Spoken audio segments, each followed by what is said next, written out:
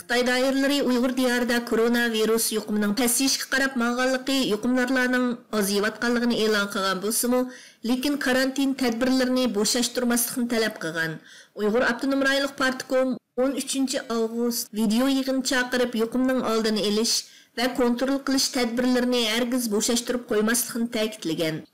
13号晚，自治区党委召开视频会议。 对疫情防控工作进行再安排、再部署。O'tgan ayning o'tirlarida koronavirus yuqumining Uyg'ur diyorida qayta tarqalishi bilan yerlik doiralar qattiq karantin tadbirlarini yo'lga qo'ygan. Mahalla o'ltiraq rayonlarni qamal qilib, fuqarolarni uylarida nazarband qilgan.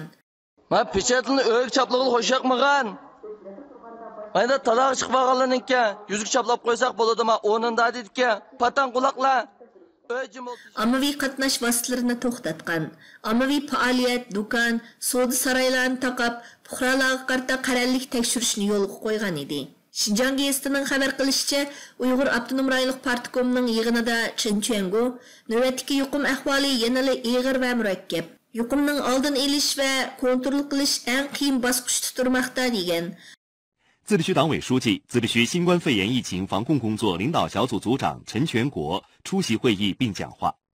自治区主席、自治区新冠肺炎疫情防控工作领导小组副组长雪克莱提扎克尔主持会议。自治区领导肖开提一鸣。Amerikaning embargosi ostidagi mazkur Xitoy amaldorining bu so'zlarni Uyg'ur Abdunum rayonlik Sahiya komiteti rayonda yuqumning pasayishga qarab mang'anligi, yuqumdorlarning kun sari ozayotganligini ta'kidlayotgan mezgilda qilishi diqqat qo'zg'adi. Uyg'ur Abdunum rayonlik Sahiya komitetining e'lon qilishicha 13-avgust kuni rayonda 8 nafar yuqumdor bayqilib, rayondagi umumiy yuqumdorlarning soni 464 nafarga tushgan. Karantin ostidagi gumonliq yuqumdorlar soni 12501 nafarga ozlagan.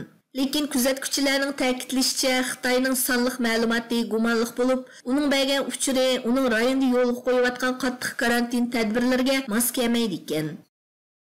这就是米东区建的方舱医院，特别的大，大家看一下。